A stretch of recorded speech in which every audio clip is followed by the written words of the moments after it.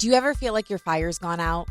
Like you're running on fumes, burnt out, unsure if you'll ever feel lit up by your work or your life again? Or maybe you've never even known what your fire is, or whether you have one. Well, spoiler alert, you do. And whether you've lost it or are looking for it for the first time ever, this episode will help you reignite that flame and find yourself. Welcome to Unleash Your Inner Creative with Lauren LaGrasso. I'm Lauren LaGrasso. I'm a Webby Award-winning podcast host and producer, singer-songwriter, public speaker, and creative coach. This show sits at the intersection of creativity, mental health, and spirituality, and it is meant to give you tools to love, trust, and know yourself enough to redefine your relationship with fear, claim your birthright to creativity, and go after whatever it is that's on your heart. Today's guest is the incredible Shannon Watts. Shannon is the founder and former leader of Moms Demand Action, one of the largest grassroots movements in the country dedicated to ending gun violence and creating safer communities. She's also a speaker, community leader, and author of the brand new book, Fired Up: How to Turn Your Spark into a Flame and Come Alive at Any Age. I wanted to have Shannon on the show because she is an icon and the epitome of using your creativity to change the world. And that includes her work since stepping down from Moms Demand Action. Her newest life mission is helping women find, ignite, and chase their fire. What lights them up, what makes them go, and really feeling into what your desires are and unabashedly going forth and pursuing them. To me, this is still activism, but in an unleash your inner creative kind of way. Because if everyone in the world was going after their deepest truth and passion from a pure place, like the purest part of their passion and the purest part of what makes them who they are, the world would be a much better and more beautiful place. In this conversation, we talk about how to find your fire, even if you feel like you've lost it. We explore what purpose really means, how to avoid the burnout trap, how to detach your worth from your work, and how to summon your audacity and release the fear of pissing people off or failing, especially if you spent your whole life avoiding getting in trouble and trying to be a quote-unquote good girl. This is a conversation for anyone who's questioned their path, felt their passion dim, or needed permission to start again. Okay, now here she is, Shannon Watts.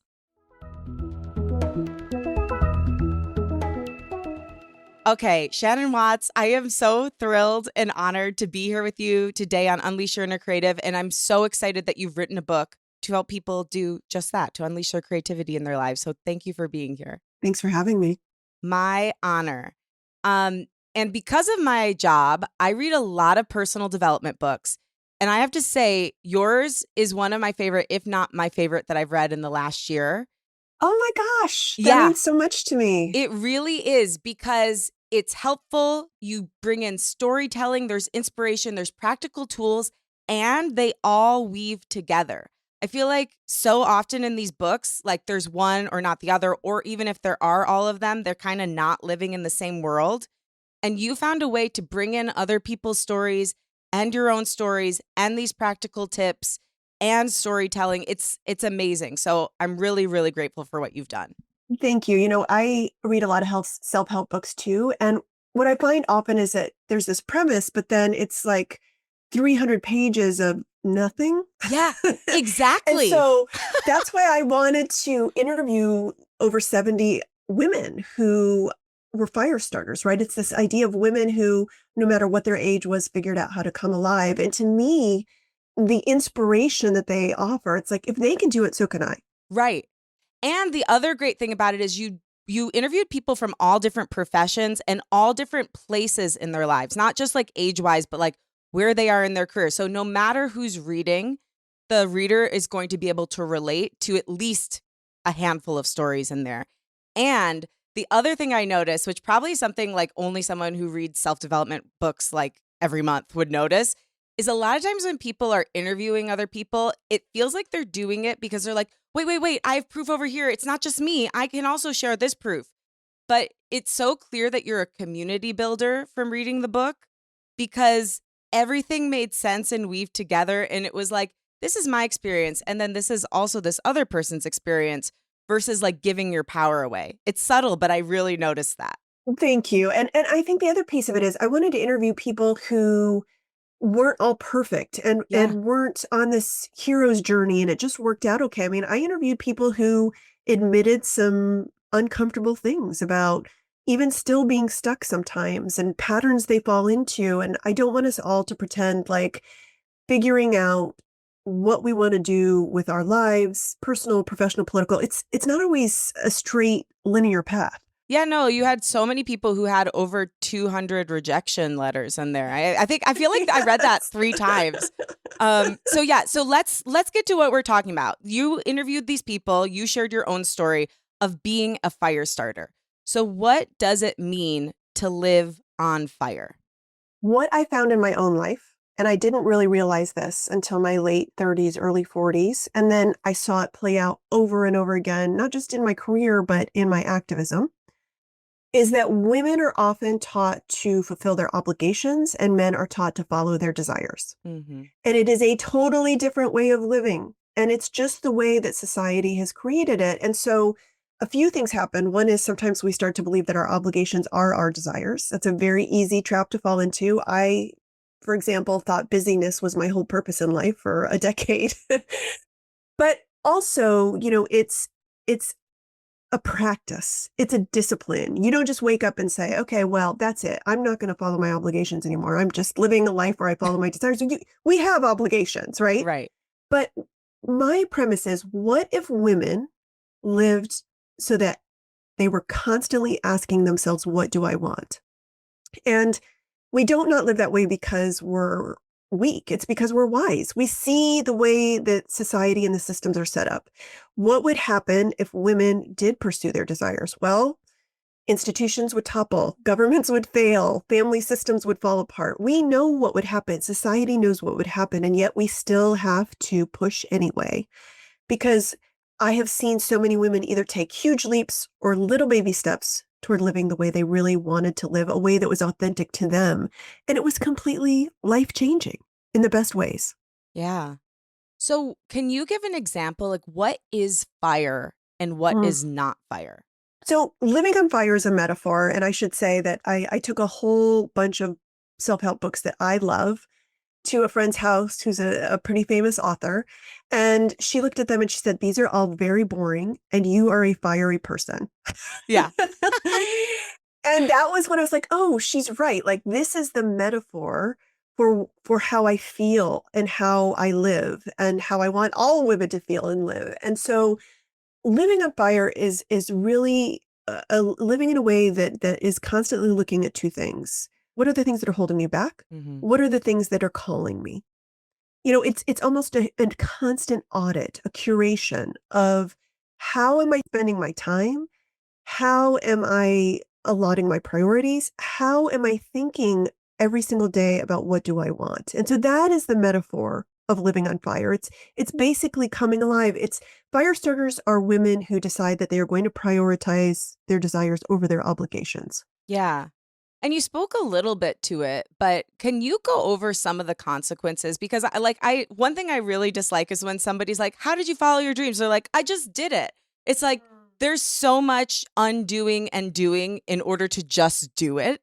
And it really is an inside job. And it's a very holistic thing to go after what your fire is. So what are some of the real consequences that women face that stand between them and their desire? So I'm glad you said that about, like, some people just say, like, go do it. There is, and I think this is a really positive, there are a lot of conversations right now in the zeitgeist about all of the amazing accomplishments of women, particularly in middle age, right? These are not things that my mother experienced when she was in middle age. We have, I think, I'm Gen X, but my generation and the generations coming up behind me, we have all these examples of what women are doing. Like, I just saw this woman breastfeed through an entire marathon and still went. Like, Wow. okay, that's amazing. But what I want to know, and this is why I wrote the book, was what is the how? How did women get to doing these things? And I talked to so many women and they said to me, I wish I had a handbook that would prepare me for all the different kinds of blowback that I will get when I live in a way that is authentic to me. And, I call a lot of these extinguishers, in keeping with the fire metaphor. These are feelings that engender guilt and shame, right? That make you want to turn back and not keep moving forward. It's very easy. And I've seen it so many times where women have these brilliant ideas or these goals or these passions, and they just don't end up following through because they feel guilt or shame. And that results in the things we already all know, right? Imposter syndrome, perfectionism, a desire to disappear, all of these things that we have all experienced. And I talk to so many women who have either are in the middle, the messy middle, or have gone through the messy middle, and how they endured those feelings of blowback, how they got through them, how they got to the other side. I talked to this one woman, her name is Becca De Felice, and she started out as a Moms Demand Action volunteer, realized that she was really good at it. And unfortunately, when you spend a lot of time in state houses, you realize not all of these representatives are rocket scientists. And if you are kind and caring and compassionate, you could be doing that job. Right. And so a lot of them end up running for office. And Becca did. She ran for office twice in Texas. Not a lot of Asian American women who have been represented in the state legislature there. And she lost both times. And she said there was guilt on her part from, spending all this time on a race and being away from her family. There was shame because she lost, and she was sort of this living, breathing embodiment of what happens when a woman tries something and fails. Yeah. And, she thought about it and said, look, men fail all the time, and it doesn't hold them back. They don't feel the need to disappear. I would give examples of, Beto O'Rourke and Elon Musk. Like, they have failed many times, and yet they continue to ascend. They continue to be very public and in demand as personalities. And so she said, I'm not going to disappear. And she ended up taking the expertise she got from running for office. And now she's leading an organization in Texas that trains other women. And she can say, this was my experience. And this is what it'll feel like when you fail. And this is why you have to keep trying and keep running. So, yeah, those parts of the book really hit me because I have realized in my life how many times I've rebranded disappointment even as failure. Like, I felt so downtrodden over the fact that things didn't go the way I thought they should go in the very limited time frame I gave myself, that I was like, well, I failed and I should never try again. And I guess I have to give up that dream. What are from all the women you've spoken to and also from your own life, your top failure or disappointment resilience tips? I learned two really important things from Moms Demand Action, because when you are in a nonprofit, a single issue organization, it isn't hard to get volunteers to come in when there's a horrific shooting tragedy or their kid goes through a lockdown drill, right? They want to get off the sidelines and do something. You know what is hard? Keeping volunteers engaged and staying in the organization, because they're doing this out of the goodness of their heart, right? They lead busy lives, and yet they keep showing up. We found we weren't really having a lot of retention issues. And so we thought, let's poll our volunteers and ask why they stay. And they said two things. And I think this information can be used in anyone's life, in anyone's career, in anyone's activism. Number one reason they stayed was because they felt they were winning. And I'll just be honest with you. When you take on the most wealthy, powerful special interest that's ever existed, you lose a lot. So it wasn't like we were always winning. There were plenty of losses. But what we realized was that we needed to reframe those losses, as you said, rebrand those losses as wins. It's called losing forward. So yeah, you lost a big legislative battle, but what did you actually win what did you learn so that you can win the next time? Maybe you grew your chapter. Maybe you have stronger relationships with representatives in your state legislature. There's all these different ways to look at a loss to figure out how you win the next time. And I think it's Babe Ruth who said, you can't beat the person who never gives up. And so it's this idea of keep going. That's the first thing I would say about resilience. The second thing I would say is that the second reason people gave us for staying was that they found their people. And when you find a group of like-minded individuals who share the same values, who see and recognize your abilities, who want to help you pursue your desires, and that is the formula for living on fire, those three things, then you want to keep showing up and you feel more resilient because you have support. Oh, love it. Okay, I want to get into that. I think you were speaking to something you call bonfire friends. By the way, all of your fire metaphors were fire. Thank you. Thank you. They were so good. I didn't read any of them and be like, really, she's stretching it. I was like, wow. Like, because sometimes even with my podcast, I'm like, I just had to put creativity in the title. Like, I could have done something more broad. but like you really made it all work. So I just got to give you that kudo. Thank you. Okay, so you spoke a little bit about the FIRE formula. The FIRE triangle is desire, values, and abilities. If someone's listening right now and they're like, I don't know what my FIRE is, I don't know how to find it. Can you talk a little bit about how this triangle can help somebody discover it? Yeah. I hear all the time, I don't know what I want. Who am I to think about what I want? I don't have time to think about what I want. I'm too old Mm-hmm. to decide that now. And none of that is true, right? And so what I found is, and this happened for me when I was 41 years old. I had spent sort of a lifetime on autopilot, feeling very meh, definitely in my marriage, in my career. And it wasn't until I figured out that formula, which is marrying your values, your abilities, and your desires, that my life began to feel fulfilling and that I figured out what it was that I was good at and wanted to continue to do. And then I held the hands of thousands of other women who did the exact same thing.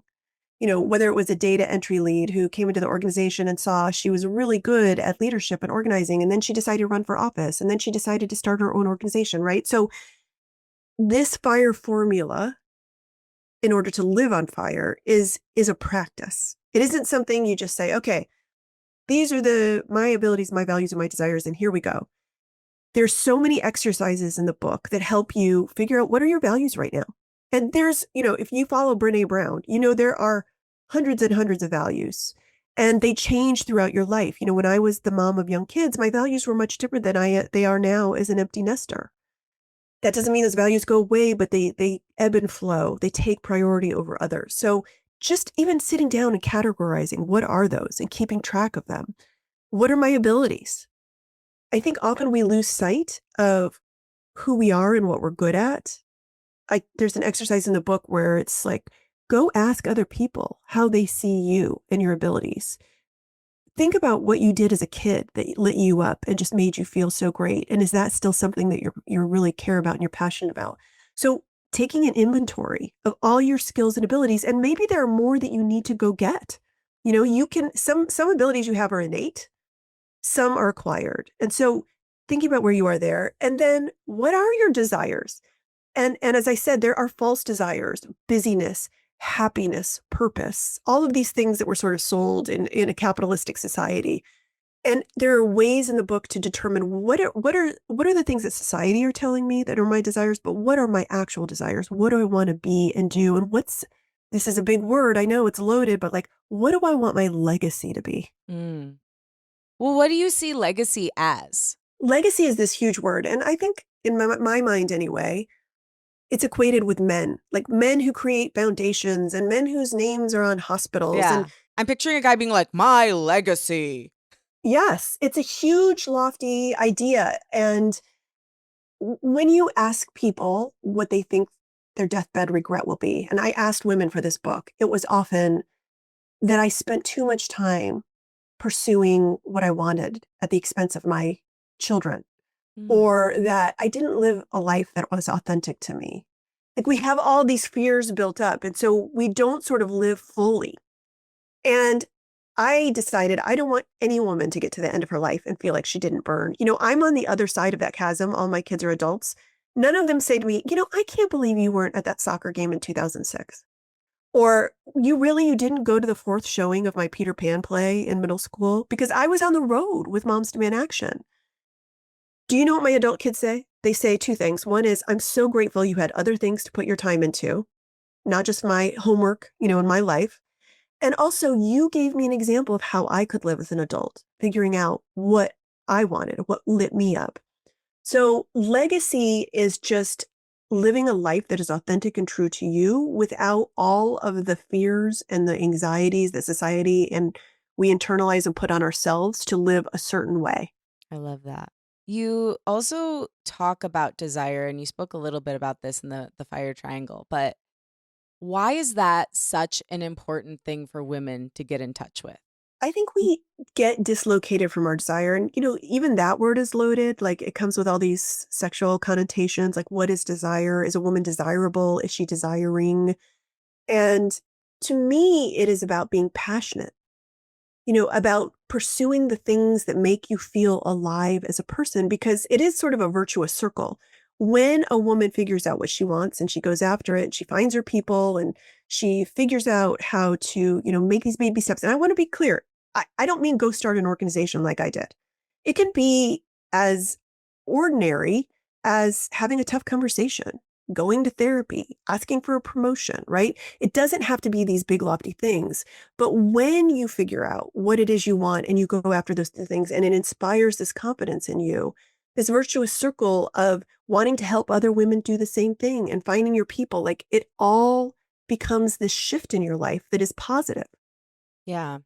I mean, you kind of just spoke to this, but there's a big part of the book, which is talking about like taking capitalism out of creativity. Like it is okay to just want something without having to monetize it. But we talk about this on the show a lot. Like in this culture, even having that like thought or that desire can feel like you're a failure. Like, oh, I just do this versus like, my thing is, if you're an artist, you're an artist. It doesn't matter if you monetize it ever a day in your life. If you do the thing, you are the thing. How do you think about it in your own life? Because you have been so successful and you are, a high achiever by all standards. Like, how do you just sometimes enjoy things just to enjoy them without feeling like it needs to be more? This is such a complicated conversation and I love it, but I'll answer that in two ways. The first is, and there's this very funny riff that I quote in the book from Liz Gilbert, who was being interviewed by Kate Bowler, and she talks about purpose and how we're all sold, almost like self-care has become commodified, right? Like Yeah. we're sold this idea that we have this one purpose and we have to spend money to find that purpose, figure out what it is. And then once we get the purpose, we have to make money at the purpose. And then we have to help other people make money at the purpose. And then we have to spend the rest of our life, propping that purpose up. Like it becomes a business. And to your point, I think that is the wrong way to look at it. We can love something and do something just because we love and do it. And, maybe you are, I want to give the example of a great story that I told about a woman named Carol Frick in the book.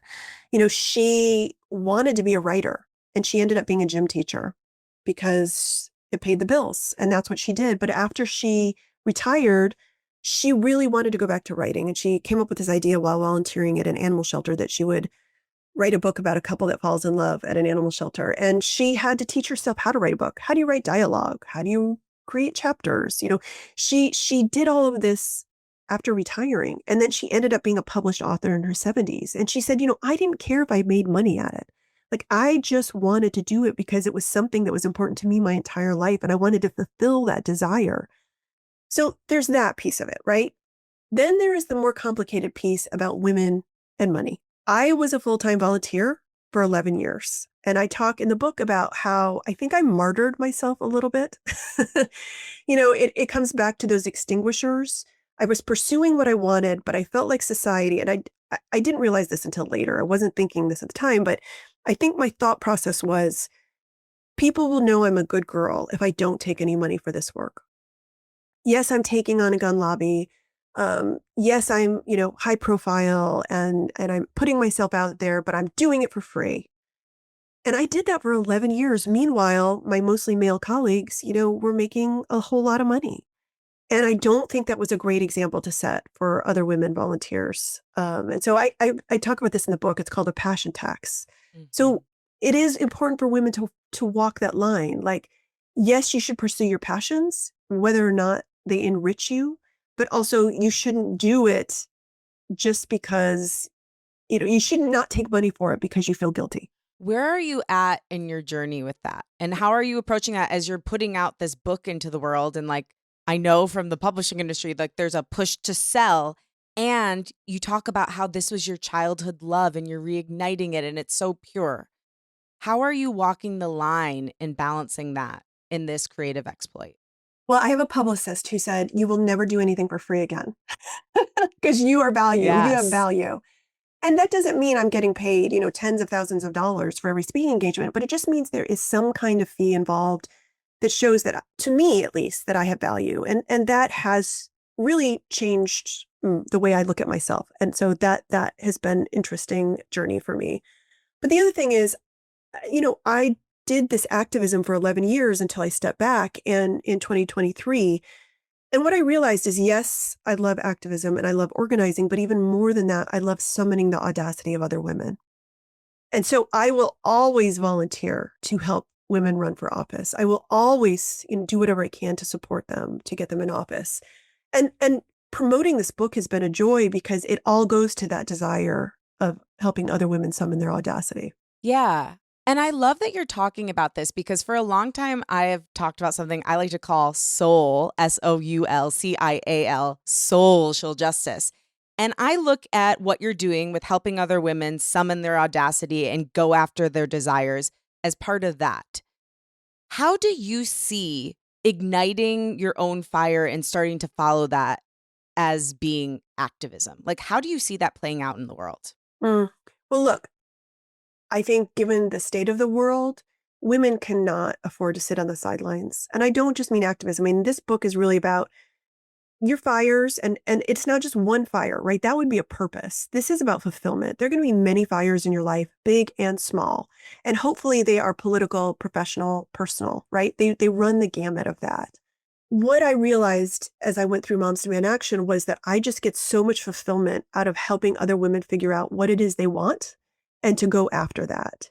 Because again, there are all these obstacles in the way that we have to navigate. And I feel like I have navigated so many of them that I have good advice and thoughts to give. I don't think my activism is over. I don't think my professional life is over. I know my personal life isn't over. I'm 54 years old. There are so many more chapters, so many more fires left in my life. And, I talked to a woman in the book named Sandra Cisneros, who is a very famous poet and author. And she said, I'm in my 70s and I don't feel like I've written my best poem yet. That's still out there. And I love this idea of like, there's still so much left to do.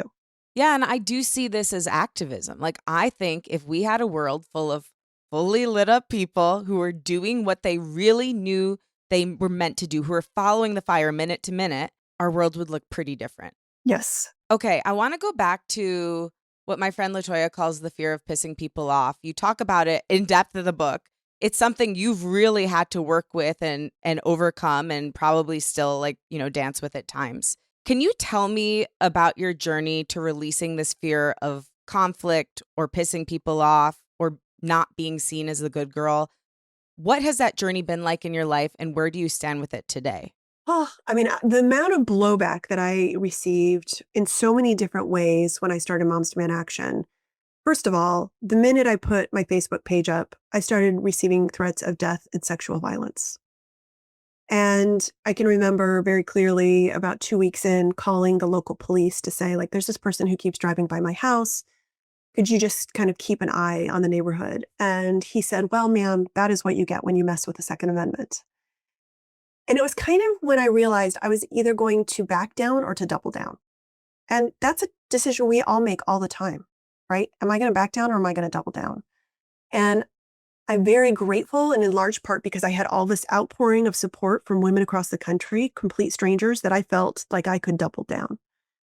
But also, in those early weeks and months, I was making cold calls to people because I knew little to nothing about organizing, gun violence, the legislative process, right? I was building the plane as I flew it. And I had so many people tell me, you're not the right person. You could never do this. It already exists. You will never win. All of this, sort of negative feedback that I had to decide, okay, what's feedback and what is information? Mm. How do I tell the difference? What is criticism and what is just advice? And so I go through the book, like different exercises. How do you figure out how to endure this, what feels very much like criticism? And how do you use it constructively? I think that's the key. But blowback is just part of the process, and your ability to grow your fire is directly proportional to the amount of blowback you can withstand. You have to remember that all of it is predictable, especially for women, and none of it is personal. It's so interesting because you literally were dealing with threats to your life and to your physical safety. And I think that, I struggle with this immensely still. Like, I realize how much fear of pissing people off or wanting to be seen as a good girl is still holding me back today, especially in reading your book. But like, why do you think, even to those of us that are not receiving those kinds of threats, it feels like death? to get told you were wrong or you were bad or you should go away. What is that? And like, as somebody who has literally moved through death threats, how did you do it? Like, how do you get to safety inside of yourself when you feel very unsafe from the feedback you're getting? Mm. And this is, I think, very gendered. And I Mhm. talk to a lot of gender experts in the book that it triggers, as we talked about earlier, these feelings of guilt and shame. So guilt is, I did a bad thing. Shame is, I am a bad person. And when people tell us these things, and when we start to push against societal norms, you will get that kind of blowback. It may not be death threats and sexual violence threats from, strangers on the internet, but it may be a person in the pickup line, right? Who can't believe you decided to leave your marriage. It can be all of these different things that feel like we did a bad thing or we are bad people.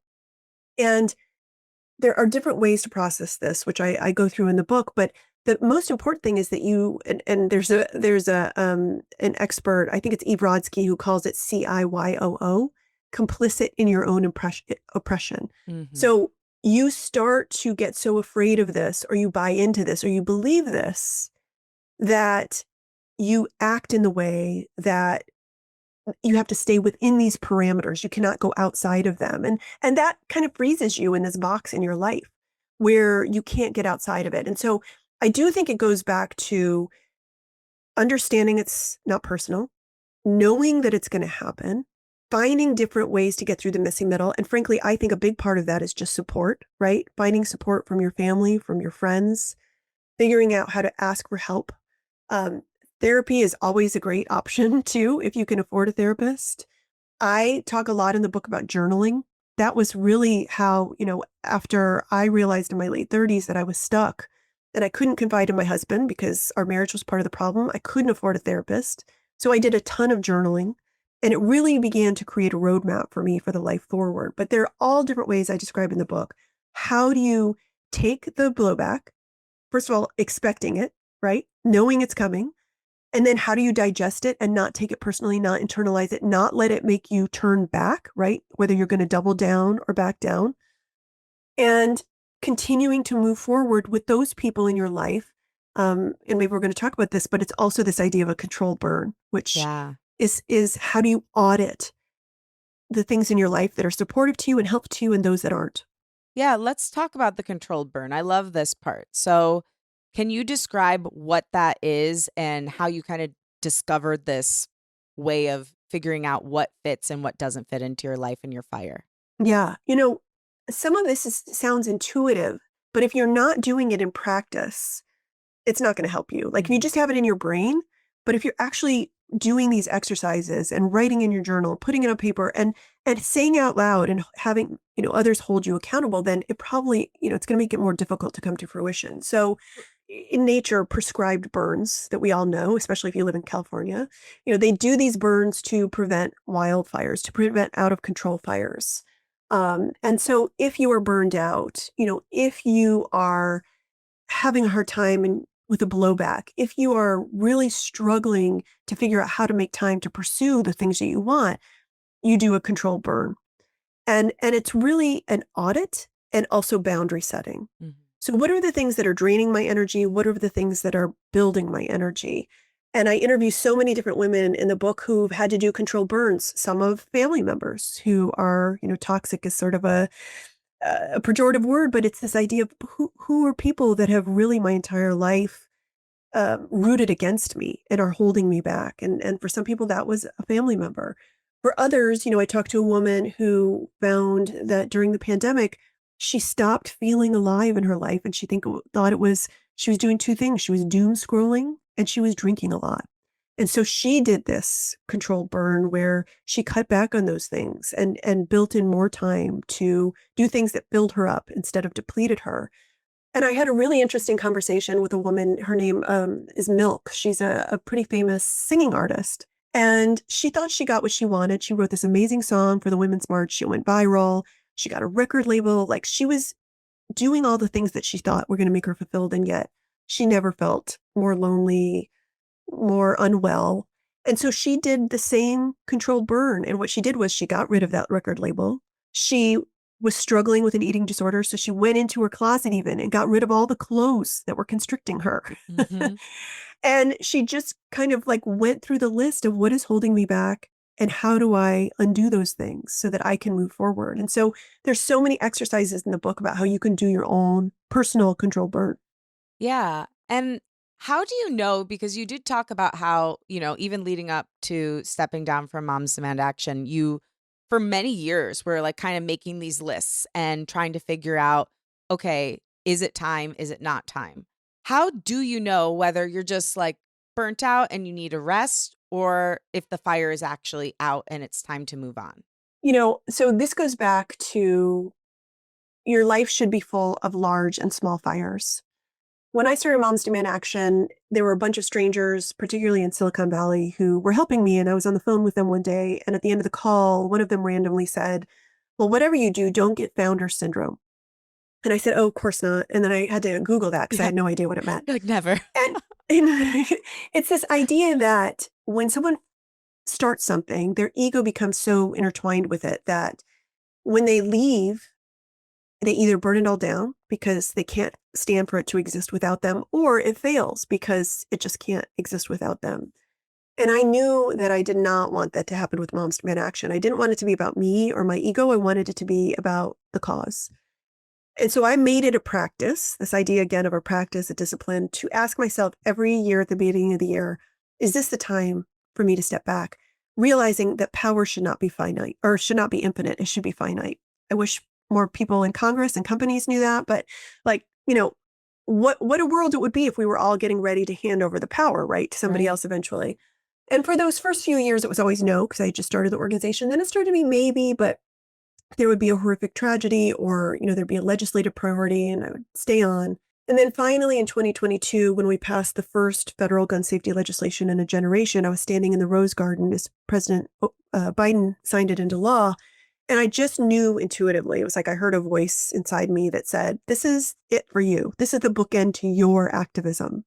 And I did hand the reins over to someone else. And that brought new energy and new ideas into the organization. And look, I don't want to pretend that I didn't struggle. I knew that it was going to be really hard to separate the identity I had had for 11 years from the organization I had created. But I think because I was journaling, I had a family system holding me accountable, I had a therapist who reminded me of all the things that I wanted to do, that I was ready and I was able to get through those painful moments. And I think we should all look at every fire as finite and be thinking about when we end it and when the next one begins. But going back to that idea of a bonfire, the good news is all the people that you meet, all the relationships that you create, all the friendships that you build stay with you indefinitely past that fire. Yeah. The bonfire friends. Can you talk about what that is? And yeah, how do you know if you've got a bonfire friend? In my mind, and I think, the most important thing is you should have shared values. When Moms Demand Action volunteers came in, even in the reddest of states, working on a somewhat polarizing issue, when they found their people, they realized they had shared values. That was often to protect their families and their communities. And when you create your own fire, you realize that you're meeting people with shared values. And those are the people that will help you get through that fire, get to the next fire. I interview Brooke Baldwin in the book. She wrote this book called Huddle, and she talks about how, it was very painful for her to leave CNN. It was very abrupt. It was in the middle of the pandemic. It was her identity. And yet all the people that she met through that job are still there for her as she's figuring out what comes next. And so I really think that women in friendship is, when I write about women in friendship, it's one of the most important topics, most interesting. People just, they're the most read pieces that I write. And I think it's in part because we've gone through a pandemic, because a lot of what we do is online. And there is a real hunger for community. And here's what's fascinating to me. I've had hundreds of women say to me, I want to, now that I've read your book, create a bonfire where I live. I want to create a community based on the book where I live, where we can come together and talk about our personal, professional, political goals. And so these are actually starting up. And that's fascinating to me. I do think there's a real desire for friendship, particularly in midlife. I found myself, I was so busy with Moms Demand Action that even though I had friendships, I didn't have close friends I could call in the middle of the night if there was an emergency. And so I actually had to work to do that. And I've done that. I probably have 5 people now who I'm really close to, who I met through Moms Demand Action. Yeah. You know what? It was so interesting as you were saying that because I did close the book. Well, I read it on my iPad, so I turned my iPad off. But I did, finish the book, and I thought I need to start working on my friendships. That's Mm-hmm. so interesting because you gave so many good takeaways that I wanted to start working on. But the thing that was going through my mind is I need to prioritize my friendships. Like I've been lucky in life that friendships have always kind of come into my life and been easy. But I think because of that, I haven't focused enough on nurturing them. And I've assumed they'll always be there for me. They And take work. they take work. It's a relationship like any other relationship. So yeah, you definitely you speak to that in a way that even though I didn't like read and think like friendships are what I need to think about now, it did hit me hardest when I left the book. So that's really interesting. I guess I do want to ask a question about like letting go because I think there's such a difficult thing when it's not that you lose a piece of your identity, but it can kind of feel like that when you step away from something that had been a long-term creative project, a part of your day to day. And I know there are people listening right now who are either in the midst of that or know they're about to go through it or maybe never even fully healed from it when they went through it. How did you start to detach yourself and your identity from like, I am the leader of Moms Demand Action to being, I am Shannon? Mm-hmm. And I will tell you, even now, right? There are times when someone says, "Oh, what do you do?" And I'm like, "Am I the founder of Moms Demand Action? That doesn't feel real to me anymore. Am I an author? That seems like I'm still sort of not sure. If you ask me, who are you and what do you do? And so I feel like there are still times I'm in that messy middle. But I think what was the most important to me was the preparation. So as I said, I made it a discipline to ask myself annually. I created a plan for leaving, but I think what helped me the most was that I gave myself a grace period of a year to leave. Mm. So I told my team at the end of 22, and I spent the entire next year saying goodbye to volunteers, telling people publicly, um, thinking about, how I was going to hand the baton over to the next person. And I'll be honest with you, I thought, okay, I'm going to take a real long break after this. I've worked every day for 7 days a week for the last 11 years, and I need to really just sort of reconnect with myself and figure out what's next. As my husband always uses the phrase, let the game come to you.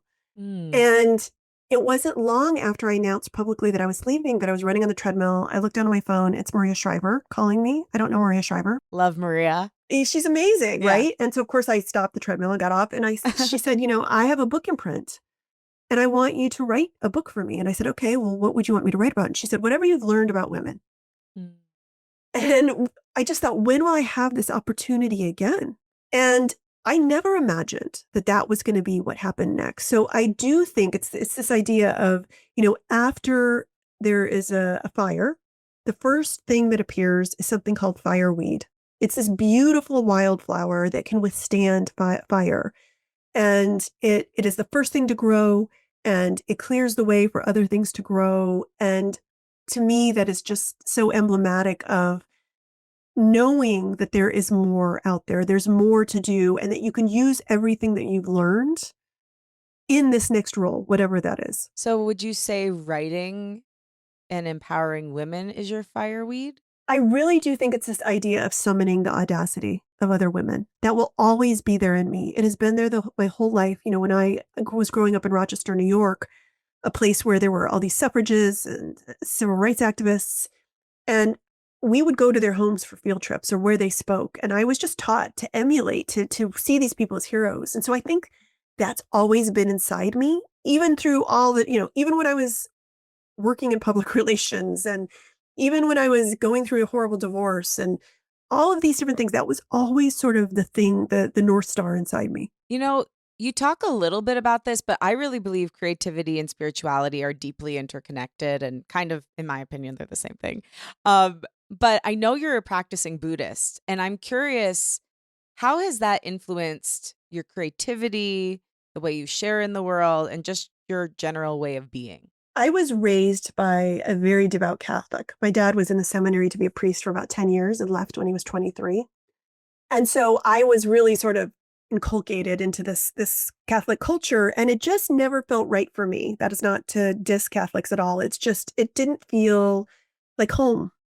And I started practicing meditation in my 30s, and that was like a gateway to Buddhism for me. And it felt like, oh, wow, finally a set of tools that are going to help me live my life in a way that is helpful, right? It's like solutions as opposed to like fear and anxiety. And so Buddhism has been such a great fit for me. And this idea of right speech and right action as a leader has been incredibly, incredibly helpful. Like you might see me put some sassy things out into the world online, but you will never see me put things out into the world that are unkind or insulting or mean spirited, because that would not be right speech, right?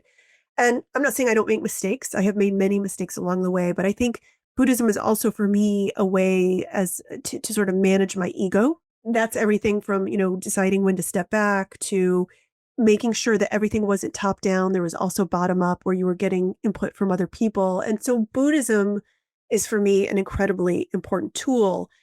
But I also would say you just said something about creativity being the same as spirituality, which I love this idea.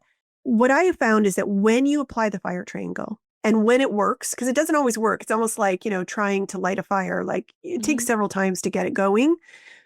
But when those three things come together, your values, your abilities, and your desires, it is like alchemy.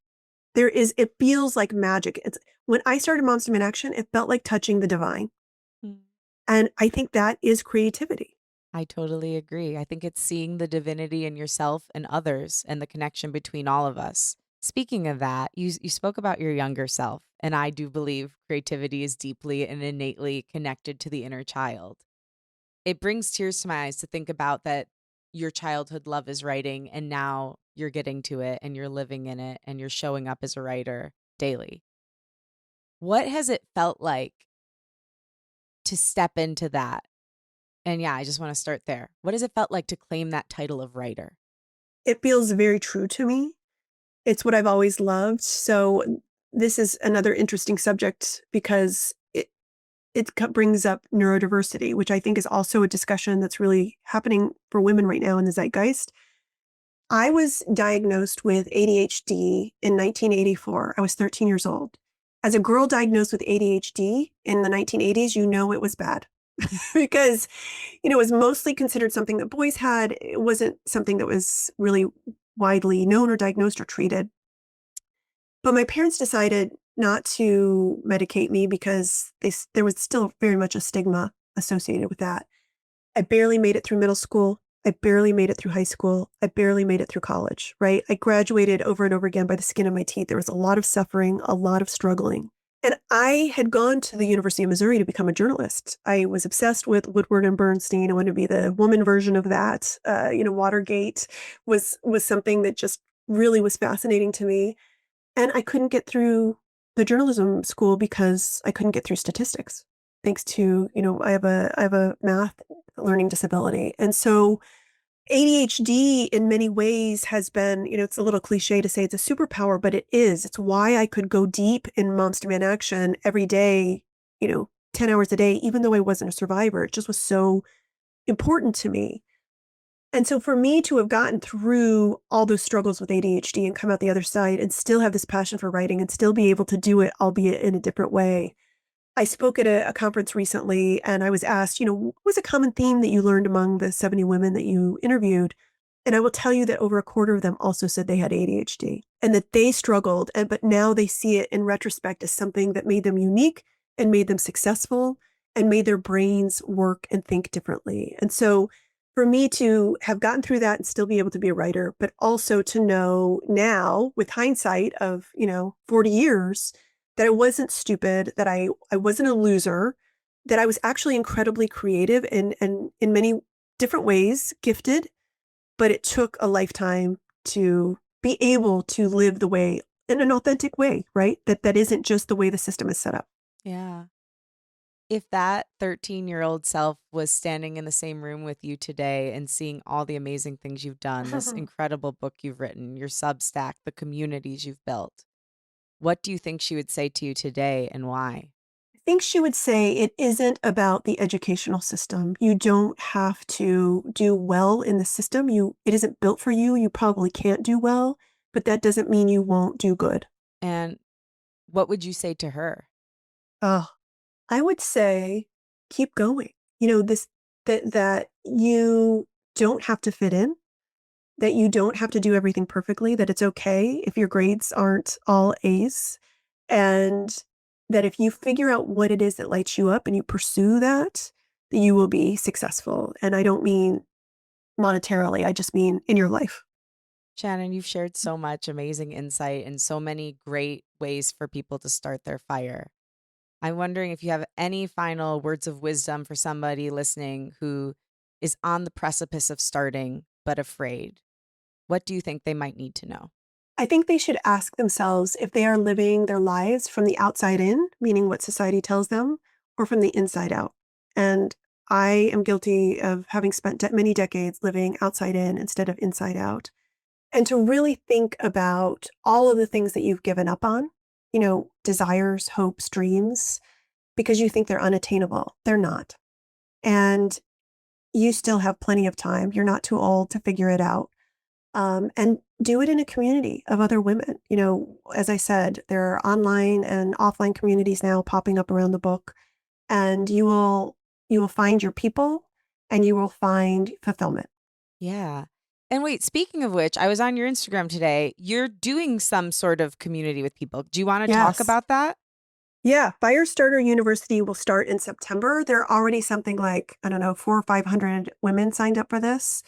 And I just don't think you can figure out how to live on fire on your own. You can go through the book, you can do all the exercises. That's great. You should start to take the baby steps.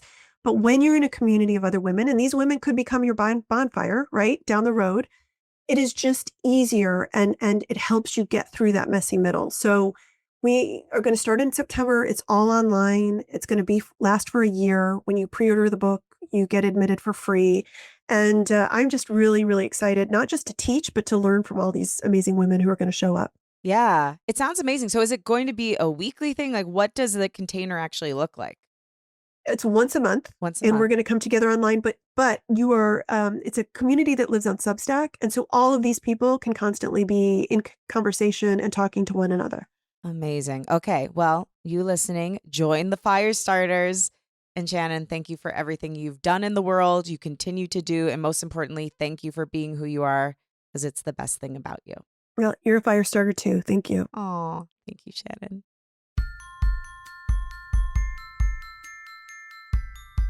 Thank you for listening, and thanks to my guest, Shannon Watts. For more info on Shannon, follow her at Shannon R. Watts and find her book, Fired Up, at firedupbook.com or wherever good books are found.